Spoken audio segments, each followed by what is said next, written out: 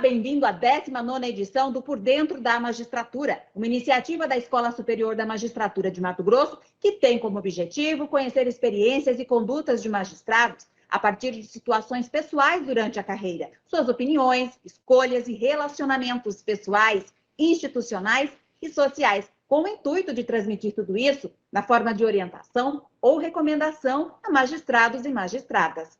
Hoje nós vamos conversar com o juiz Marcos Faleiros da Silva, nascido em Ourinhos, no interior de São Paulo. Ele foi aprovado no concurso para a magistratura mato-grossense em 1998. Jurisdicionou as comarcas de Alto Garças, Sorriso, Sinop, Colíder, Rondonópolis e também Cuiabá.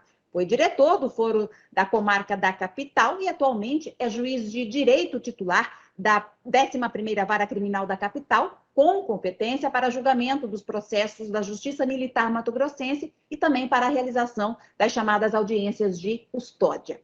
Faleiros é especialista em direito penal e processo penal, especialista também em direito processual civil, possui MBA em Poder Judiciário e atualmente cursa mestrado em Filosofia do Direito. É ainda membro da Comissão de Segurança dos Magistrados do Judiciário Estadual e preside o Comitê Estadual de Prevenção à Tortura. Seja muito bem-vindo, doutor Faleiros. Muito obrigado, é uma honra imensurável estar aqui com vocês e com o desembargador Marcos Machado nesse importante canal de comunicação. Ok, como o senhor já anunciou, está aqui conosco também para participar desse diálogo o diretor-geral da ESMAGE, o desembargador Marcos Machado. Como vai, desembargador? Muito bem, obrigado, Fernanda, a todos da escola e da Coordenadoria de Comunicação do Tribunal. É um imenso prazer, doutor Marcos Faleiros, recebê-lo na 19ª edição do Por Dentro da Magistratura. Você que é um dos juízes que considero referência no Estado, pela sua coragem, pela sua dinâmica, pela sua expressão de pensamento e, naturalmente, pelo seu conhecimento. E hoje nós queremos dialogar contigo a sua experiência, mas também os seus valores. Muito obrigado pela presença. O senhor fica com a palavra, então. Podemos começar, vamos lá. Bom, Faleiros, eu tive uma impressão muito positiva sua durante a carreira e uma nem tanto. Você estava designado à vara de entorpecente e você sabe que eu venho estudando drogas ilícitas há muitos anos, né? E eu, recém-chegado no tribunal, comecei a receber,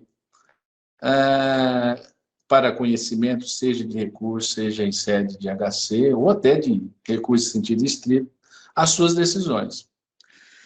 E percebi que você tinha uma linha mais garantista, né?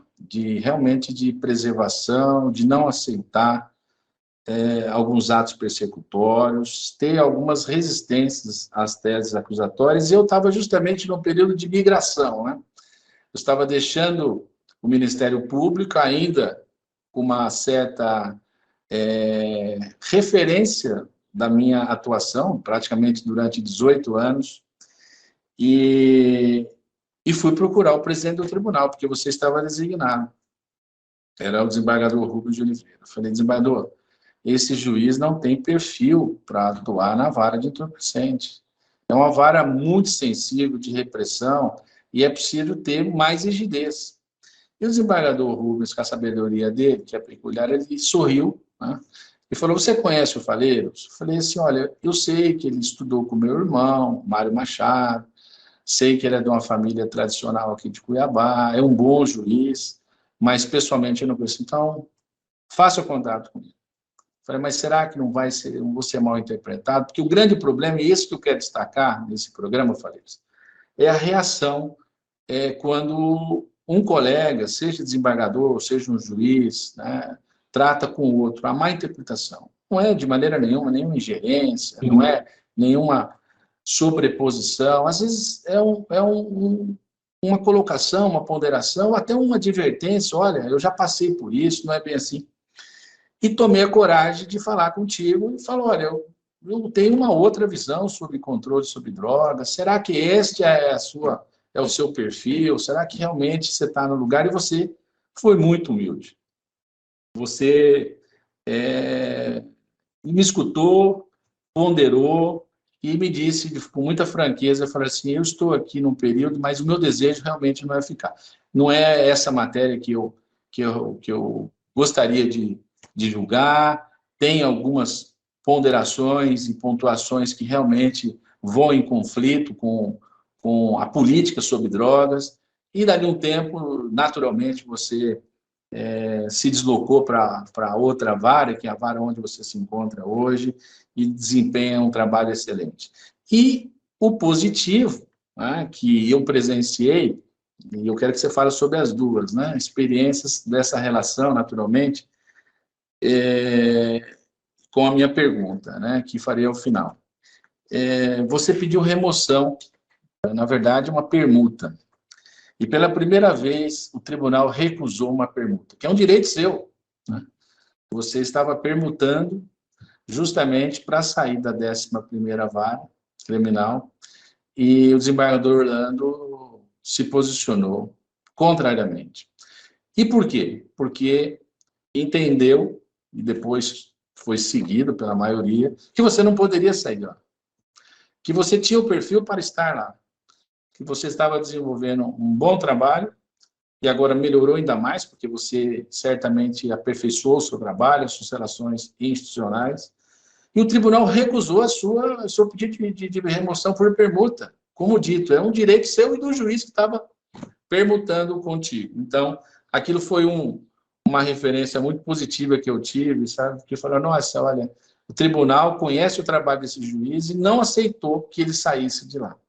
E dentro desse contexto, Faleiros, que eu coloquei, eu gostaria que você colocasse a sua opinião a respeito da política sobre drogas. Eu sei que você tem uma posição muito, muito específica e antecede, inclusive, aquilo que está hoje sendo discutido na Colômbia, e também sobre a sua atuação, a atuação do juiz togado diante de um colegiado de oficiais da Polícia Militar. Uma honra muito grande as palavras dirigidas pelo senhor a mim, e eu o respeito muito igualmente, respeito sua família, e existe um magistrado que eu acho que já é do conhecimento do senhor, que eu conheci. Eu trabalhei em 2 unidades, das quais ele tinha trabalhado, inclusive com um escrivão, que é o Jaime, né? E trabalhou com ele também, que é o Dr. Tarabini, é o seu pai, né? O Dr. Tarabini, ele foi juiz da 2ª Vara Criminal de Rondonópolis, uma unidade a qual eu jurisdicionei por uns 4 anos, mais ou menos, entendeu? E justamente com o mesmo escrivão.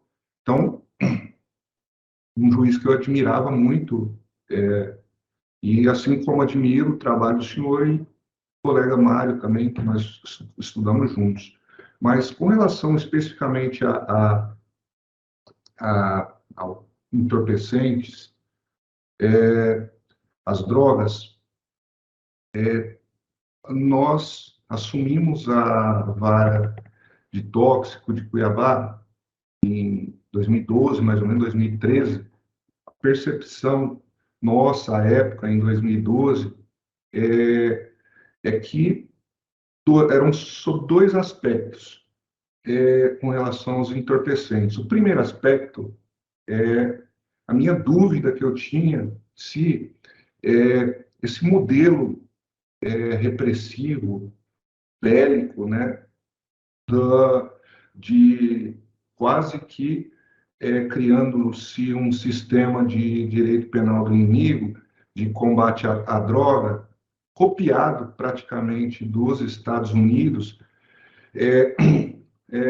lá atrás, na época de Reagan, Nixon, e que se perdurou até recentemente, salvo engano, no governo Clinton, se tinha alguma efetividade, realmente, essa política de enfrentamento do entorpecente, de midiática, de tolerância zero, e que não estava surtindo efeito nenhum nos Estados Unidos, e pelo que eu havia lido já na imprensa à época, os Estados Unidos já tinham gasto mais de 3, 4 trilhões de dólares ao largo dos anos, e a cada dia que passa, o uso de entorpecente e o crime organizado referente ao tráfico de drogas nos Estados Unidos só estava aumentando, tanto é que já havia, assim como há hoje, uma epidemia de uso de heroína, oxicodona, né? Eu não sei se é assim que fala essa droga, né? Que eles misturam na cocaína, aquela anfetamina. Os americanos, eles estavam usando droga como nunca naquela época. E um cartel de Juárez muito forte. E dúvidas pairavam sobre essa efetividade desse modelo de fomento, de terror, de regime integralmente fechado, crime hediondo, etc. E, no nosso entendimento, esse modelo repressivo, ele estava pegando tão somente o pequeno traficante, que, na verdade, é o usuário traficante, até 30 gramas de droga, aproximadamente, entendeu? De forma que eu cheguei na unidade, haviam 600 presos aproximadamente, e desses 600 presos, 90%, 95% eram réus presos, tá?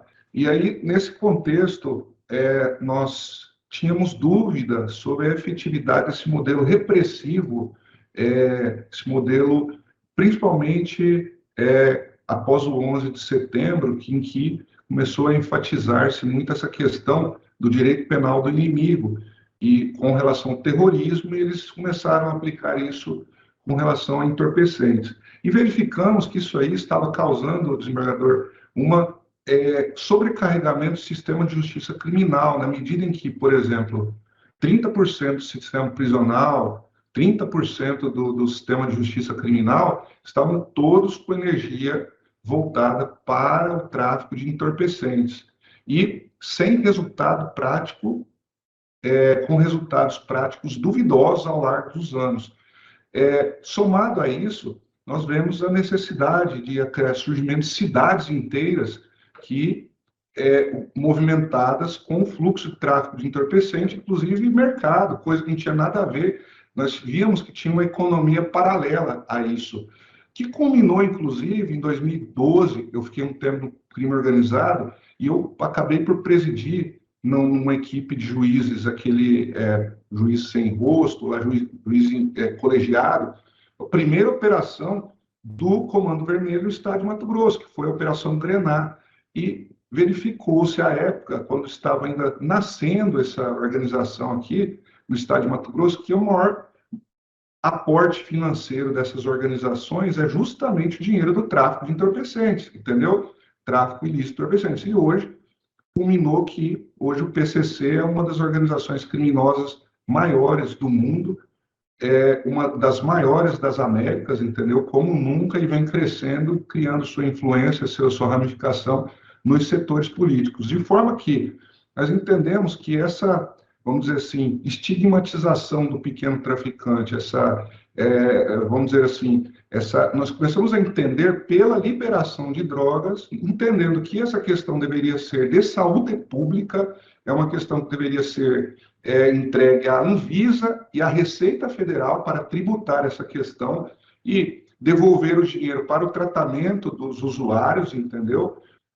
Vai ter aporte de recursos para salvaguardar e desestigmatizar os usuários noiados, moradores de rua, etc., e também vai liberar o sistema de justiça criminal em 30%, aproximadamente, que é cadeia, juiz, delegado, etc., que vai cuidar de estupro, furto, roubo, outras coisas que vêm constantemente causando dor de cabeça. Então, o sistema de justiça criminal hoje está fazendo o contrário, está partindo por uma descriminalização do furto, praticamente, porque não dá cadeia, etc., que são coisas que incomodam a sociedade. O roubo dificilmente dá regime fechado, entendeu? Geralmente o roubo dá 5 anos e 4 meses, que é a pena básica do crime de roubo, né? Raramente acima de 8.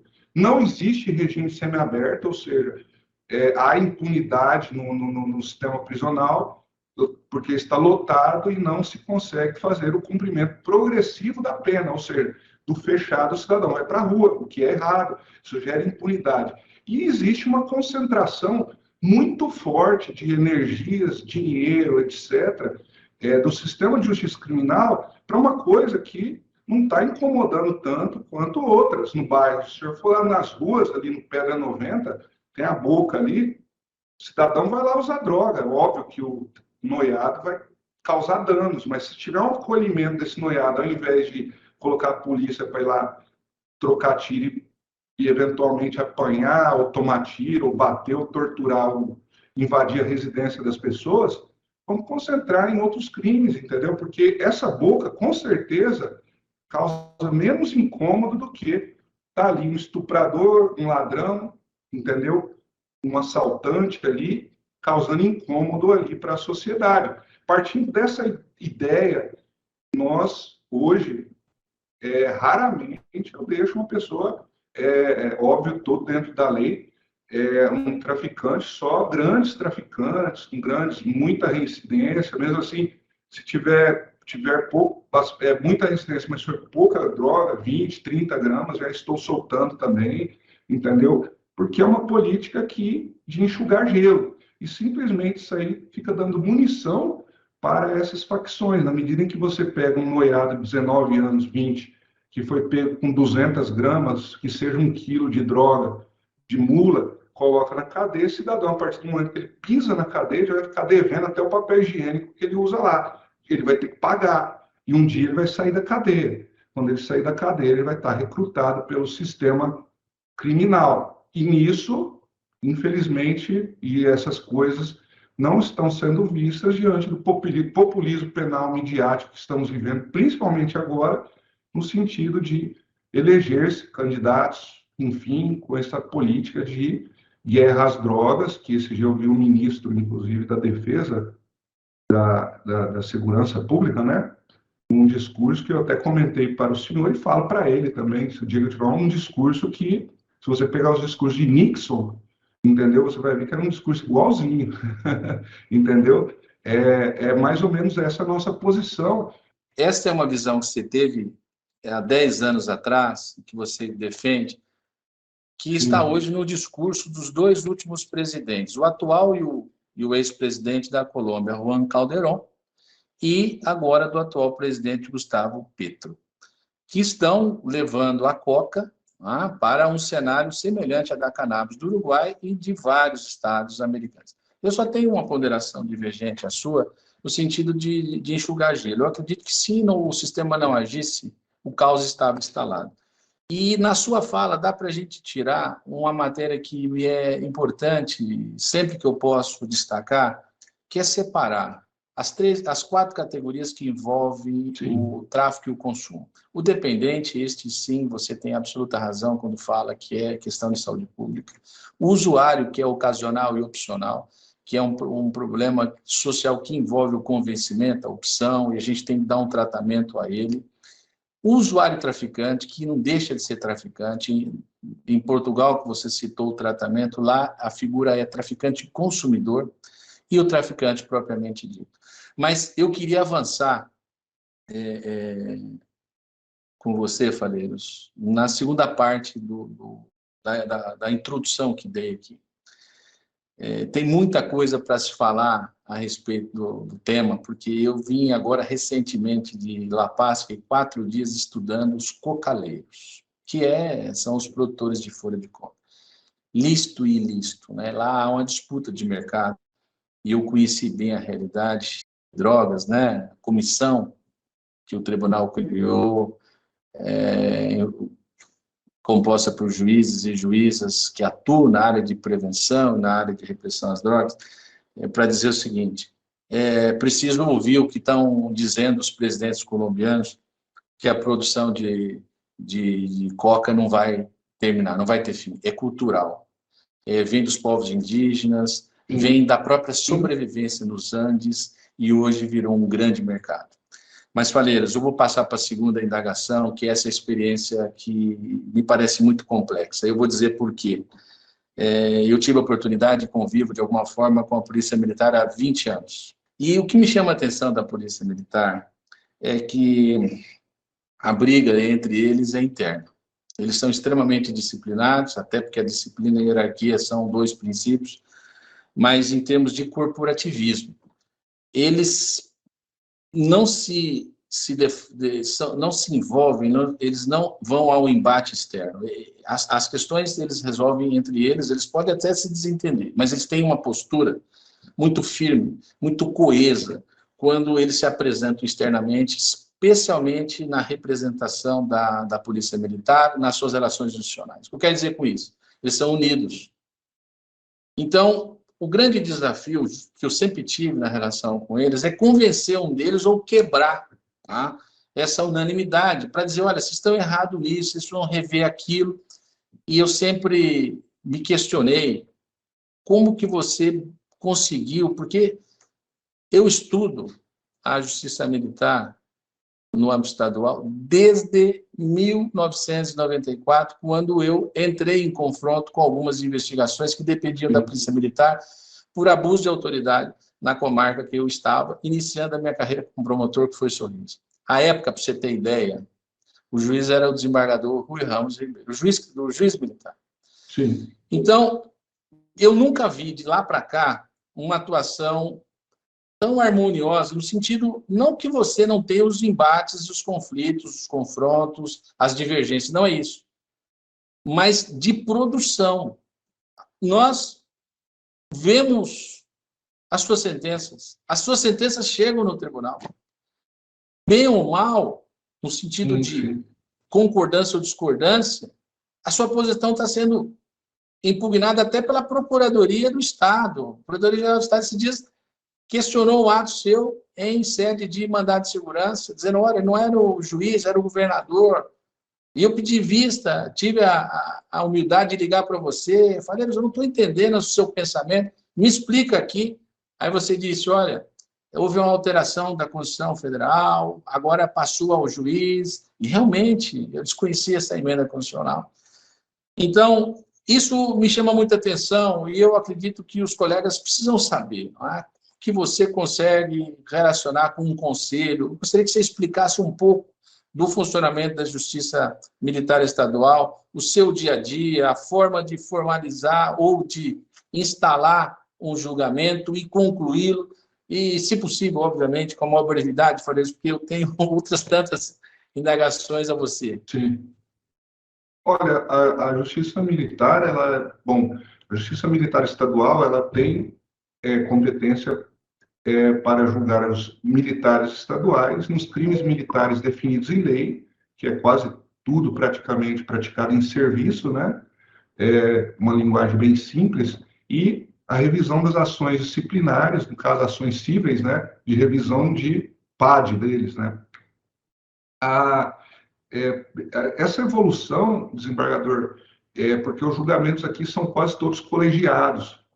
Essa evolução, eu diria, da Justiça Militar deu-se muito também em razão da maior capacidade dos oficiais. Os oficiais hoje são mais capacitados, porque surgiu o CFO, na época do senhor, em 94, creio, antigamente a forma o recrutamento dos militares eram feitos pelo Exército, eles poderiam, quando fazia o oficial R2, né, ele poderia migrar para a Polícia Militar e para o Corpo de Bombeiros. Era um curso menor, 1 ano, 2 anos, enfim, não havia concurso público.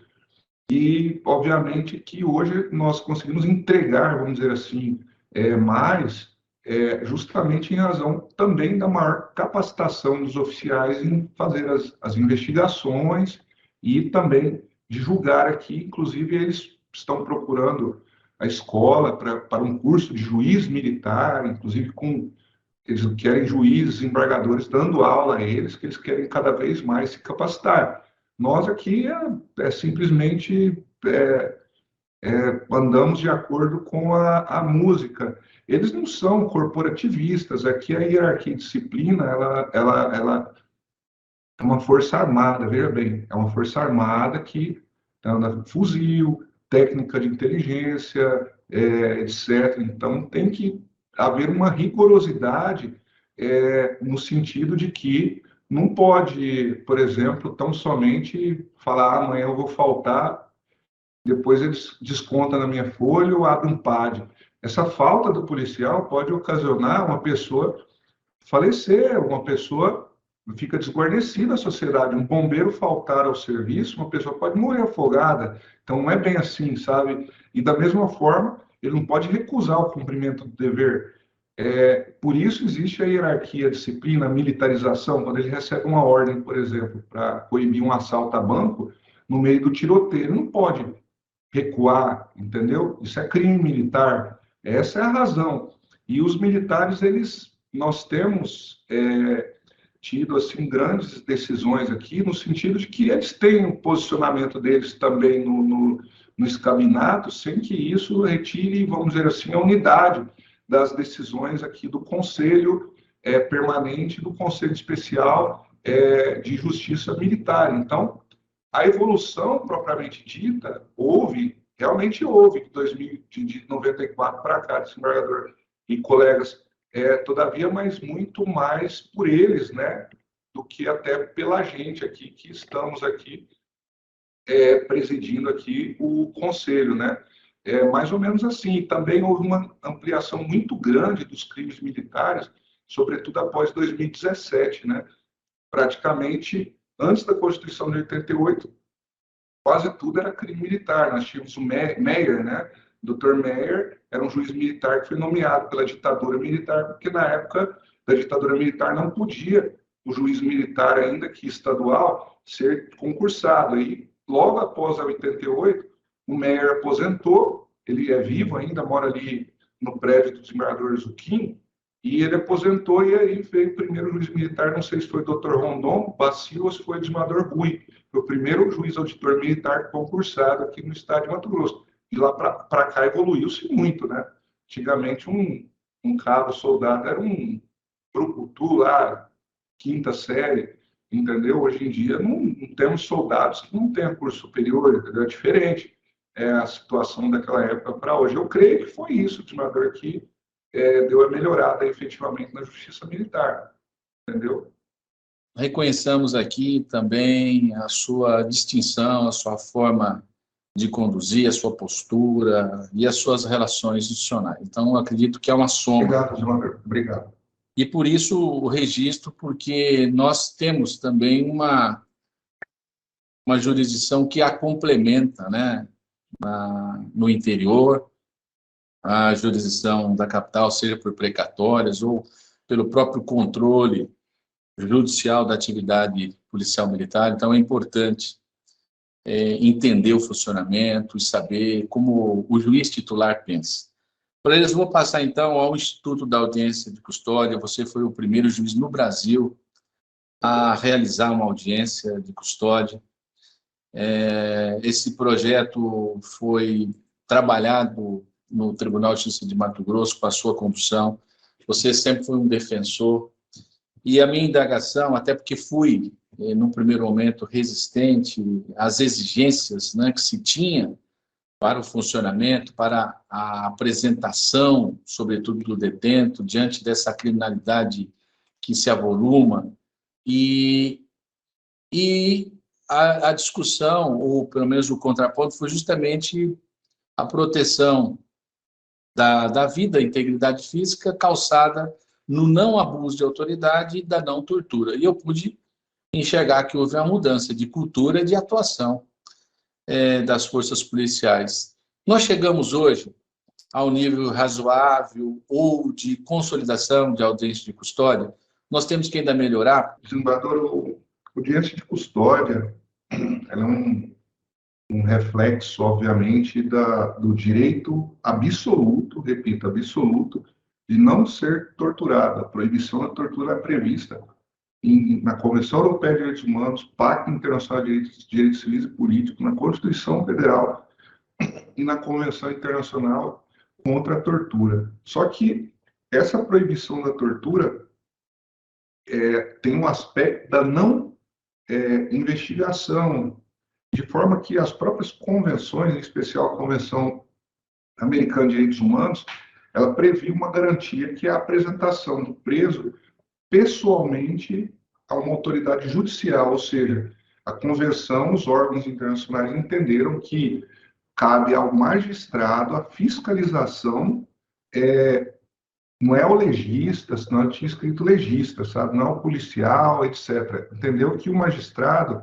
é a única pessoa capaz de pessoalmente fiscalizar essas questões de maus tratos, tortura, tratamento desumano, cruel ou degradante. Só que o Brasil tem uma cultura diferenciada no que tange a questão da tortura, que é a mesma cultura dos Estados Unidos, de uma certa tolerância. Veja o senhor, desde a Convenção de Genebra, eu não lembro de qual delas, mas foi lá nas primeiras, que trata de prisioneiros de guerra, isso lá por 1800 ou início de 1900, a proibição da tortura já era prevista nos crimes de guerra, ou seja, uma vez preso no meio de uma guerra, não se podia permitir a tortura. E aí foi, na Declaração Universal de Direitos do Homem, nas convenções europeia e interamericana de direitos humanos.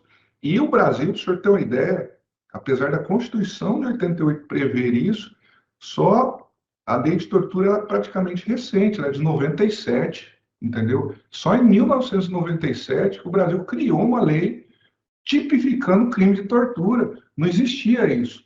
Por quê? É uma questão cultural nossa, que vem, inclusive, desde a época das ordenações filipinas, que lá, salvo engano, no livro 6, que era Código Penal, previa como pena, a pena de prisão era simplesmente uma pena alternativa àquilo de pior que vinha, entendeu? Que era morte com tortura, morte sem tortura, queimadura por fogo, chicotada, previa todo tipo de tribulação que só foi revogada em 1820, alguma coisa, com a Constituição do Império. Aí, essa parte toda do Código Penal das Ordenações Filipinas foi revogada. Então, isso aí trouxe para o Brasil essa cultura. Então, é óbvio que demorou-se implementar a audiência de custódia, que foi uma ordem do Supremo Tribunal Federal, mas que já estava prevista na Convenção Internacional de Direitos Humanos. E, desembargador, na prática, parece muito caso de maus-tratos, sabe? Muitos casos de maus-tratos, porque é uma questão cultural. O próprio treinamento da polícia, eles torturam o policial lá, sabe? Existe um problema no treinamento da polícia. O senhor pode ver, até pelo filme lá do Tropa de Elite, isso aí não precisa nem ir, mas isso na prática, o treinamento militar já é voltado para isso. Óbvio que o militar, o policial civil, etc., ele vai aplicar aquilo que ele treinou. Então, isso aí é uma questão cultural. E os colegas também, óbvio, que todos nós somos seres humanos, enfim, estamos inseridos num contexto socioeconômico cultural. Óbvio que também existe essa cultura dentro da magistratura, dentro do Ministério Público, na polícia, etc. E quebrar a cultura que é difícil, sabe? Então, a audiência de custódia é importante, mas como o senhor mesmo disse, ela surte um efeito desejado na prevenção à tortura, mas quando o juiz é vocacionado, porque 99% de quem vem para audiência de custódia são pobres, não vem rico. Rico geralmente é mais prisão preventiva, etc. Então, há necessidade realmente de capacitação e procurar juízes mais vocacionados com relação à audiência de custódia e mudança um pouco dessa cultura. Agora, não estou, obviamente, muito longe disso, desembargador, de estar a criticar o sistema do Mato Grosso, etc.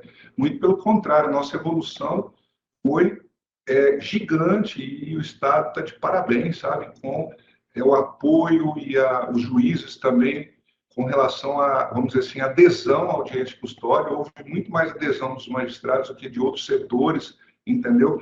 Então, a cada dia que passa, nós estamos colocando um tijolinho, vamos dizer assim, nesse passo civilizatório. Por quê, desembargador?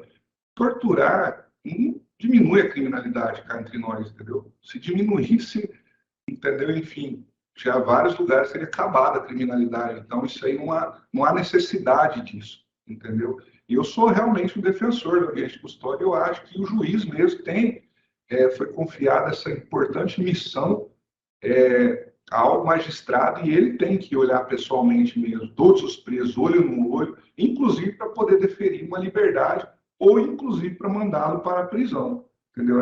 É isso. Faleiros, eu acredito que eu já tenha te confidenciado isso. Eu estava numa atividade de pesquisa, você sabe, eu sempre me envolvi aí, há alguns anos, na verdade, né? Uma matéria sobre consumo, porque eu me preocupo com a pessoa humana, não é com as drogas em si. Tá? Dei ênfase na escola da magistratura, alguns cursos de formação na área de drogas ilícitas, política de controle, mas qual era a finalidade? O indivíduo, pessoa humana, seja ela dependente, usuária, seja ela que é vítima das consequências decorrentes dos efeitos da droga. Estava eu estudando, pesquisando, e vi um artigo seu, em espanhol, diga-se de passagem, já, né, traduzido, e sobre encarceramento. Sim. E ali, naturalmente, além da minha curiosidade, por ser um colega, em outra língua, eu li o artigo e aqui até citei na minha tese, né, na discussão da importância que nós temos, como juízes, de identificar nas pequenas porções, nas pequenas quantidades de droga, o usuário traficante, ou até mesmo o usuário que compra numa quantidade maior. A minha pergunta é efetivamente voltada ao encarceramento, que não é só decorrente do tráfico. Eu quero que você reproduza um pouco desse seu pensamento, exposto, né, retratado no artigo, para que nós possamos entender a profundidade desse pensamento que você desenvolveu, né, nesse artigo, que você destacou bem, o ser humano que lá sai, né, ou seja, ele entra no sistema prisional de uma forma, ou com um pensamento, ou com uma tendência e sai com outra. E você também destacou a escravização dele, né, pelas organizações criminosas, e você deu uma orientação, ou seja, você deu uma saída. Eu queria te ouvir para poder fazer chegar o seu pensamento a todos os colegas que nos assistem. Bom, com relação à temática, antes de mais nada, eu vou explicitar que eu tenho um pensamento que não é de abolição da prisão. Eu cito sempre uma frase de Foucault que diz o seguinte, que a prisão realmente ela é praticamente inútil, vamos dizer assim, para os fins a que servem. Todavia, não inventaram nada melhor do que a prisão para as prevenções primárias, para a prevenção geral positiva e negativa e a específica do crime, entendeu? Ou seja, apesar de eu ter as minhas restrições com relação à prisão, eu não sou contra prisão, porque ela não tem nada melhor ainda, não inventaram nada melhor ainda, mas vamos lá. Primeiro, o que é superencarceramento? Isso aí, superlotação. Isso aí não existe uma definição disso. As decisões das cortes internacionais falam desde má qualidade,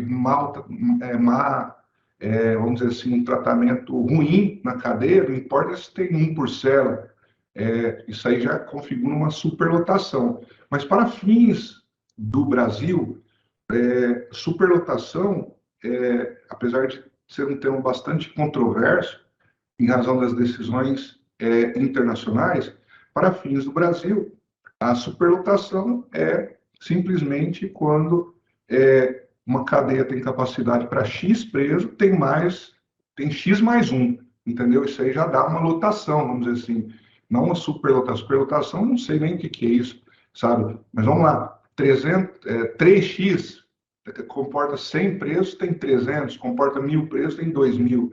Isso aí gera, vamos dizer assim, gera toda essa transgressão de direitos humanos, gera o que aconteceu, está acontecendo hoje. Tem toda uma sistemática de criminalidade dentro da prisão, entendeu? Toda uma sistemática de criminalidade formando dentro da prisão vamos dizer assim, um novo corpo de pessoas que se vão para lá, são estigmatizados, etc. E o Brasil, com relação, vamos dizer assim, à quantidade de presos, não são poucos. Nós estamos beirando 1 milhão de presos.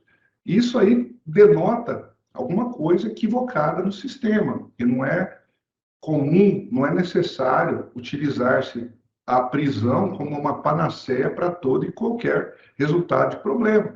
Então, podemos muito bem, alguns crimes, por exemplo, fazer confisco, como já surgiu aí na legislação, confisco alargado, etc., utilizar-se como pena outras penas que não a pena corporal, que pode vir a surtir o mesmo efeito de uma prisão, entendeu? Não utilizá-la como uma panaceia para tudo, e todos acontece algum evento ruim, aí o legislador cria-se um novo tipo penal e não há investimento público em cadeia. Ao mesmo tempo que tem tudo isso de preso no Brasil, não dispõe de regime semiaberto e aberto e vira impunidade, entendeu? Ou seja, o Brasil tem muito preso e, além de tudo, ao mesmo tempo, convivendo junto com essa lotação, nós temos a impunidade, porque aqui, por exemplo, no estado de Mato Grosso, nós não temos regime semiaberto e aberto. Eu repito isso é impunidade, tornozeleira é impunidade, entendeu? Tornozeleira tem uma finalidade só, medida cautelar em violência doméstica, uma prisão domiciliar para ver se o cidadão não está saindo ali da sua residência para fiscalizar medida protetiva em violência doméstica e olhe lá, entendeu? A monitoração eletrônica não é também para ser usada como um cumprimento de pena, entendeu? Então, isso é todo um desvirtuamento do sistema que gera toda essa problemática nossa do sistema prisional. Então, minha posição com relação a essa questão seria, vamos dizer assim, uma diminuição do sistema prisional voltando para aquela questão do tráfico de entorpecentes, entendeu? Com relação principalmente ao tráfico de entorpecentes, restringir as questões relacionadas à prisão propriamente dita, focar muito no patrimônio de quem tem, entendeu? E deixar a prisão só para casos em que não tem como mesmo, aquele caso ali, aí o cidadão tem que ir preso mesmo, entendeu? E utilizar-se de outros tipos de penas que não seja efetivamente a inserção da pessoa ficar lá em 4 paredes no meio desse amontoado de gente aí que no Brasil simplesmente está sendo utilizado como reprodutor do criminalidade, ou seja, como diz o Pablo Molina, né? Ele tem uma passagem num livro de criminologia dele, né? Que mais prisões, mais juízes, mais promotores, mais delegados vão surgir tão somente mais presos, né? Não efetivamente vai ter um reflexo na criminalidade. Você fez uma afirmação que me parece importante, que é a busca do patrimônio do criminoso. E eu tenho defendido há muitos anos o arbitramento de fiança em tráfico, a despeito do que diz a Constituição. Mas por que meu pensamento? Porque quando a Constituição proibiu a fiança para crimes, entre os quais tortura e tráfico de drogas, ela o fez pensando, ou o legislador pensando, em que não era possível, para esses crimes, a liberdade provisória. Tinha que acontecer o julgamento com o sujeito preso. Esse foi o pensamento do Constituinte. Tanto verdade que a liberdade provisória sem fiança continua a existir, não foi recepcionada as interpretações do Supremo, e nós tivemos aí, desde 88, o crime que mais tem resultado econômico, que mais gera ganhos. O traficante não... Ele tem liberdade provisória, ele tem medidas cautelares, mas ele não tem fiança. Aí, 2 situações importantes na legislação brasileira. Primeiro, a colocação da fiança como uma hipótese ou espécie de medida cautelar? Ora, se você pode conceder medida cautelar ao traficante, por que não, entre essas medidas cautelares, a fiança, que é uma garantidora de custas, multa e também, no caso, indenização nos crimes em que gera dano à vítima, também resguardar ou reservar valores para a indenização. Então, todos os crimes deveriam, a meu ver, ser afiançados, todos os crimes. E aí dosar, logicamente, o binômio, possibilidade, gravidade do crime. E agora, com a lei do pacote anticrime, retira-se a hediondez do tráfico privilegiado. Essa é a interpretação para execução penal, mas que não pode ser ignorada para a formação da culpa. E eu voltei ao pensamento para arbitrar fiança quando se identifica a hipótese de tráfico privilegiado já em sede de habeas corpus. Não, mas depende do juiz, deveria, em caso de tráfico privilegiado, oferecer a oportunidade do acordo de não persecução penal. Todas essas questões que são desdobramentos. Mas, ora, se eu vou conceder a medida cautelar, por que não a fiança? E principalmente naquele que está realmente com resultado econômico, que tem condição, se não dele próprio, da organização, e a gente sabe que existe sempre algo no entorno, seja associação, seja organização criminosa. Qual é o seu pensamento, Faleiro, sobre a afiançabilidade no tráfico e no tráfico privilegiado em última análise? Totalmente favorável, desembargador. Nosso entendimento, baseado, obviamente, no senso comum, na experiência, é que o traficante mesmo, como o senhor denomina aí, o traficante grande, ele faz conta matemática. Ou seja, eu vou ter 100 milhões de reais, vou ficar preso 10 anos. Aí, a prisão, o crime compensou para ele, porque em 10 anos ele trabalhando, ele não ia ganhar 100 milhões de reais, entendeu? Ele faz essa conta. Então, muitas vezes, a prisão do traficante, para ele, é tranquila, entendeu? Dependendo de quanto a família dele está ganhando e de quanto ele vai ganhar quando sair de lá. Então, nesse tipo de situação, a fiança e o confisco e o bloqueio e as dificuldades são muito importantes. Por exemplo, um traficante que vai preso preventivamente com 300 quilos de cocaína, vai ficar 2 anos preso ali, 3, sei lá, 4, vai sair, mas o patrimônio dele vai ficar reservado. Ele pode sair na hora da cadeia, mas paga aí uma fiança de um valor, como diz, nos moldes dos Estados Unidos, porque um caso emblemático que nós temos é a La Catedral, que é a prisão do Pablo Escobar, entendeu? Não adianta você mandar uma pessoa para a cadeia, o poderio econômico que ele tem, que ele vai ficar lá do jeito que ele quer, quando sair vai ficar podre e rico. Então a prisão, o que adiantou? Ali ele ficou realmente preso ali em La Catedral e não saía, entendeu? Só que praticamente todo mundo da prisão fica prestando serviço para ele, que é o que acontece com esses presos muito ricos que vão, compra todo mundo lá e vai ficar com um monte de empregado lá na cadeia, vamos dizer assim, comendo bacalhau, e o policial de carcereiro vai virar garçom dele e ele vai continuar normal lá dentro da cadeia. Então, aí nesses casos específicos, nós defendemos que temos que atrapalhar os negócios dele, bloquear patrimônio, ir atrás de familiares, offshore, convênios internacionais para ver onde está o dinheiro desse cidadão, entendeu? E criar mecanismos, vamos dizer assim, de penas outras para que o crime passe a não compensar, ou seja, ele vai passar por tudo aquilo e no final não vai ganhar nada. Aí tudo bem, aí vai parar, é nesse sentido que nós estamos. Não adianta condenar o cidadão a 20 anos de cadeia, ele vai sair de lá com 100 milhões de dólares. Ele vai ficar preso feliz, entendeu? Tem muita gente com 30 anos de idade vai preso, vai sair com 50 anos feliz, fazendeiro, entendeu? Então, é esse o nosso pensamento, fazer o crime não compensar mais para o cidadão. E isso não se faz só com cadeia, isso não se faz só com prisão preventiva, isso não se faz só com condenação em penas altas.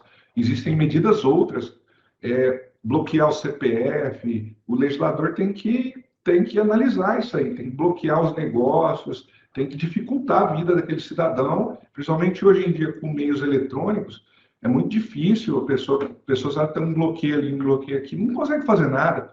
entendeu? Se ela tem problema no CPF dela, ela fica com dificuldade, sabe? E essa é a ideia nossa, que hoje penas outras, entendeu? Que não só encarceramento. Hoje em dia já podemos pensar até, desembargador, em penas relacionadas à internet. O cidadão tem dificuldade de fazer coisas online, sabe? Esse tipo de coisa, sabe? A gente pode começar a pensar em algum tipo de... Eu não sei, que eu não sou expert disso, mas já existem pessoas que escrevem sobre penas de restrição nos meios de comunicação por computador. Era isso. Eu gostaria de abrir uma oportunidade para você falar um pouco de você mesmo, da sua carreira, faleiros por faleiros na carreira. O seu início, a sua progressão na carreira, os seus desafios, frustrações, aquilo que você entendeu que foram êxitos, a sua experiência em si, que eu posso transmitir para os colegas que estão seguindo, não é? Identificando quem está na capital, quem já passou pelo interior, quem está numa vara especializada, como é o seu caso.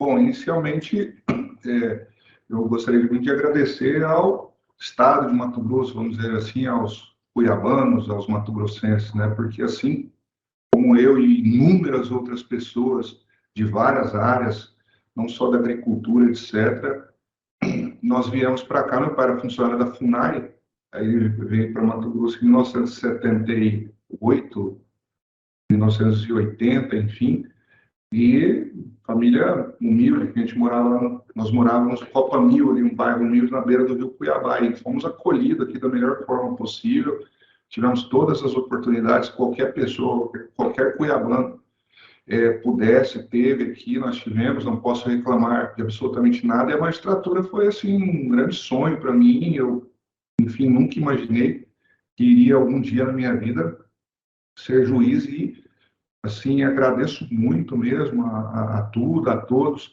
e eu adoro o que eu faço. Comecei lá em Alto Garças, fiquei um períodozinho lá no lugar de Saboia, também em Alto Araguaia, aí depois fomos para Sorriso, Sinop, Colíder, voltei para Sinop e fui para Rondonópolis, ainda fiquei um período grande lá, e aí, depois de 12 anos no interior, aí que nós viemos, 12, 13 anos no interior, nós viemos para a capital, e interior do Mato Grosso, o senhor que morou lá sabe muito bem que é bastante peculiar, vamos dizer assim, é uma sociedade, não é uma sociedade assim, a maioria das cidades são de fruto de garimpo, gleba, vamos dizer assim, lugares violentos, que eram violentos antigamente, sabe? Não é vamos dizer assim, a população mato-grossense, ela é uma população sofrida, que ficou isolada há muitos anos,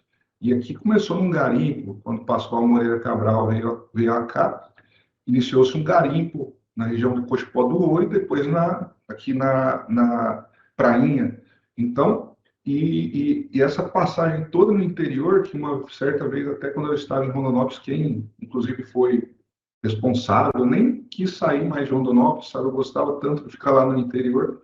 O Saboia, que acabou que me convenceu a vir para Cuiabá, e eu acabei vindo. Ele sabe bem dessa história aí.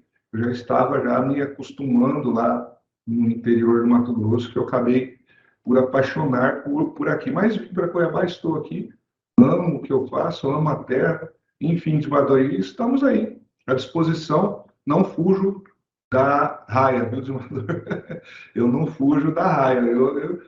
Quanto mais difícil a missão, mais tranquilo eu fico, entendeu? É basicamente assim, né? Tudo bem. Fernanda, fica à vontade. Vamos lá. Eu tenho duas. Vou dar a missão para o senhor responder as duas em uma só, porque o nosso tempo realmente já está bastante avançado. A gente falou aí vocês falaram muito sobre encarceramento, sobre superlotação, né, das unidades penitenciárias. A gente tem hoje uma população aí de 10.500 presos, né, doutor Faleiros? E a gente sabe a falta de condições, né, de dignidade promovida nessas unidades, da falta de oportunidades, né, para esses recuperandos e recuperandas por meio de trabalho, educação, enfim. O que não contribui para esse processo de ressocialização daquele preso que entra e depois, quando ele sai, depois de cumprir a sua pena. Qual que é o papel do senhor, qual a missão daquele juiz criminal que encaminha aquele preso para essa unidade penitenciária, né? Para aquele preso que vai ficar ali cumprindo o regime fechado, né? Qual é a missão dele, o papel nesse processo, então, de ressocialização? Entender que existem vários Brasis dentro de um Brasil, né? Que muitas vezes a realidade na qual fomos criados não é a mesma realidade do cidadão que está ali no Pedra 90, que está lá no Jardim Moarama, entendeu? Ter a oportunidade de visitar uma creche lá no Jardim Moarama, aqui em Cuiabá, uma comunidade pobre, né? Para entender aquelas pessoas que, por exemplo, só tem registro de mãe, vó, tia, né? Sequer conhecem os pais, etc. E a realidade de vida, porquê daquilo, entendeu? Porquê daquela situação que ele chegou aqui na audiência de custódia. Tem toda uma história, por exemplo, como ele chegou lá na cadeia.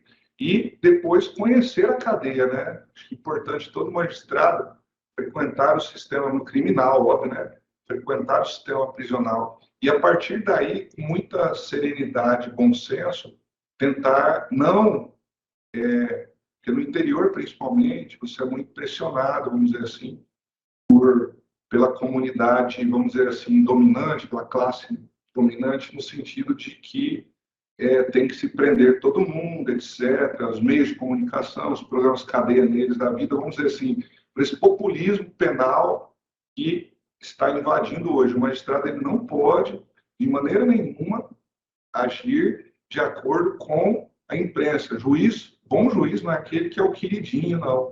O juiz ele tem que ser contra-majoritário. Juiz que quer ser queridinho da população, tal, como tivemos alguns aí no passado, depois saem candidato a político, etc. Esse, sim, não tem perfil de ser magistrado, sabe?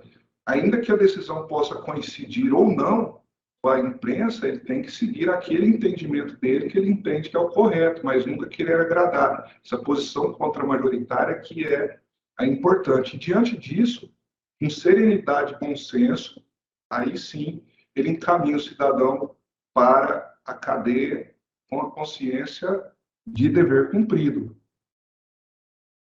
Ok, eu falei duas perguntas, acabei fazendo uma. Agora sim, para encerrar rapidinho. O senhor falou sobre a atuação na vara militar, né, que é uma vara que tem, digamos, suas peculiaridades, né? O senhor lida muito com a questão de hierarquia, né, de disciplina desses militares. O senhor foi encaminhado para essa área, para ter essa aptidão para lidar com essa área? E quais são os desafios de lidar com uma vara como essa, tão cheia de peculiaridades, tão específica, né? Anteriormente, quando estávamos no juízo criminal, como o desembargador disse, no interior você lida muito com questões relacionadas aos militares. Então, vamos dizer assim, eu não era um neófito na questão, sabe? Já tinha julgado o massacre do Jardim das Flores, lá em Rondonópolis, né? Que foi uma simulação fracassada de um treinamento da polícia que ocasionou a morte de pessoas, né? Eu tinha já invasões de presídio, invasão da Mata Grande, né? Entendeu? Eu já tinha trabalhado em vários processos, então, vamos dizer assim, não foi assim uma situação nova, mas a matéria realmente é muito diferente, né? Então, coube pegar um pouco de experiência e dar uma estudada, que também não tem muito material, né? Na questão militar, mas todos nós que passamos algum tempo no interior, e o desembargador Marcos Machado, que passou pelo interior, sabe disso, acaba que adquire um pouco de experiência com relação à polícia militar e à polícia civil e sistema prisional. É nosso métier, vamos dizer assim, né? Entendeu? Ok, vamos encerrar então, desembargador.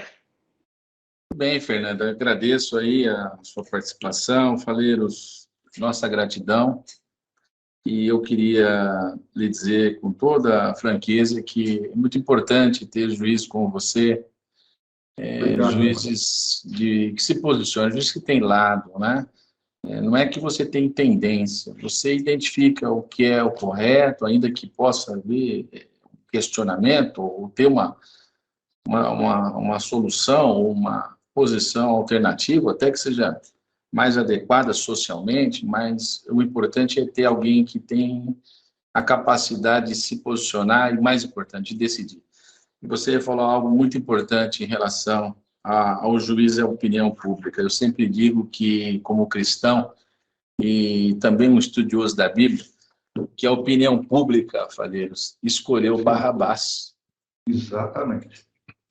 A opinião pública escolheu Barrabás. E o juiz não teve a capacidade, porque poderia dizer não. Eu escolho Jesus Cristo. O juiz, naquela oportunidade histórica, escutou a opinião pública, libertou Barrabás e mandou ao sacrifício Jesus Cristo. Muito obrigado, meu querido. Deus te abençoe. Amém. Deus te abençoe. Obrigado, Fernando. Muito obrigado.